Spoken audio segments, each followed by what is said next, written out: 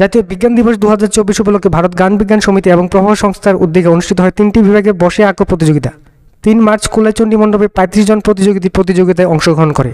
জাতীয় বিজ্ঞান দিবসে কচিকাঁচাদের বিজ্ঞান মনস্ক করে গড়ে তোলার আয়োজনে করা হয় বসে আঁকো প্রতিযোগিতা, যার উদ্বোধন করেন রাজ্যের বিশিষ্ট লেখক বিজ্ঞান গবেষক ডক্টর ব্রজগোপাল মজুমদার, যেখানে শুরু থেকে শেষ পর্যন্ত ওনার সাথে উপস্থিত থেকে বিজ্ঞান দিবসের ভাবনা নিয়ে কচিকাঁচাদের সাথে মত বিনিময় করেন বিশিষ্ট লেখক প্রতিবন্ধক Jahar Debnath. Bureau report, AGT live 24/7। কি উপলক্ষে আজকের এই বসে আঁকো প্রতিযোগিতা? আজকের এই বসে আঁকো প্রতিযোগিতা অনুষ্ঠিত হয়েছে মূলত জাতীয় বিজ্ঞান দিবস উদযাপন উপলক্ষে।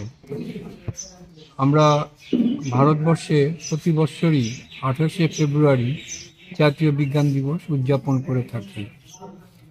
প্রতি বছর বিভিন্ন উদ্দেশ্য বা বিভিন্ন দৃষ্টিভঙ্গি থেকে, বিভিন্ন সাবজেক্টের দৃষ্টিভঙ্গি থেকে এই দিবসটা উদযাপন করা হয়। এইবারও ঠিক একই থট নিয়ে, একই ধরনের থট নিয়ে এই দিবসটা উদযাপন করার জন্য ডাক দিয়েছে বা প্রস্তাব রেখেছে ভারত সরকার। এইবারের ডাক ছিল বিকশিত ভারত, ভারতের প্রযুক্তির বিগত প্রযুক্তিকে নির্ভর করে, যেটা বলা যেতে পারে developed India based on indigenous technology. তো আমরা 28শে ফেব্রুয়ারি এই অনুষ্ঠানটা করার ইচ্ছা থাকলেও আমরা করতে পারিনি, কেননা ত্রিপুরা রাজ্যের বিভিন্ন স্কুলে এই সময়ে তাদের বার্ষিক পরীক্ষা চলছে।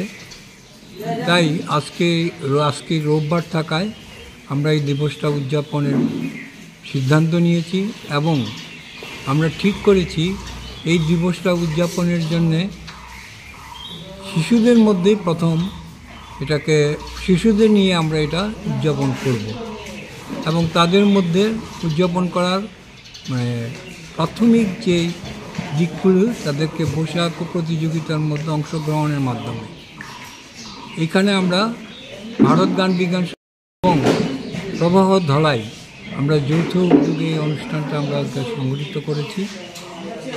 3টে বিভাগে এই অনুষ্ঠানটা সংগঠিত হয়।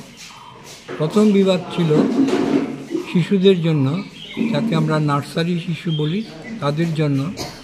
সেখানে ভাবনা ছিল যে যেমন খুশি তেমন আঁকো। দ্বিতীয় বিভাগ ছিল দ্বিতীয় শ্রেণী থেকে পঞ্চম শ্রেণী পর্যন্ত। এখানে বিষয় ছিল উষ্ণায়নের উপরে তারা ছবি আঁকবে এবং উষ্ণায়নের যে কী প্রভাব তাদের উপর তারা ছবি আঁকবে।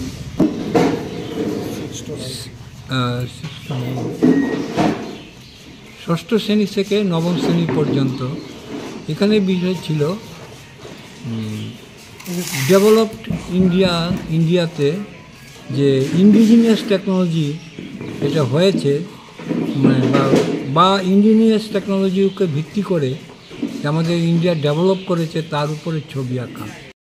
খুব সুন্দরভাবে এই জিনিসগুলো উপর তাদের মনোভাব ছবির মাধ্যমে ফুটিয়ে তুলতে পেরেছে এবং আমরা বুঝতে পারলাম বা দেখতে পেলাম যে শিশুদেরকে মধ্যে যদি আমরা এই জিনিসটা তাদের মধ্যে যদি নিয়ে যেতে পারি, তাহলে শিশুরা কঠিন জিনিসকেও তারা চিত্রের মাধ্যমে ফুটিয়ে তুলতে সক্ষম হয়েছে। আরেকটা scientific camping on scientific temperament, আমরা এগুলি সাধারণত সারা বছরই বিভিন্ন জায়গায় এগুলি করে থাকি।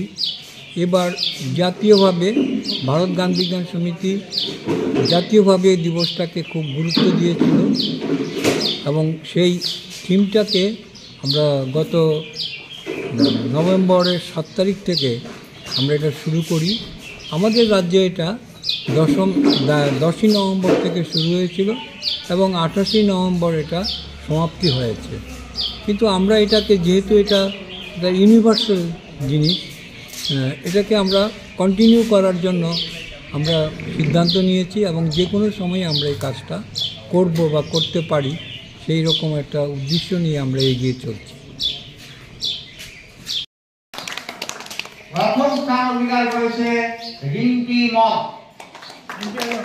সবাই আসো।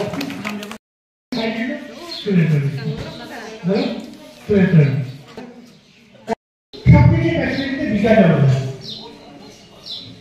বিজ্ঞান ছিল বলে আমরা আছি, বিজ্ঞান আছে বলে আমরা এখন টিকে আছি, আর আমরা থাকবো এবং বিজ্ঞানের উপর নির্ভর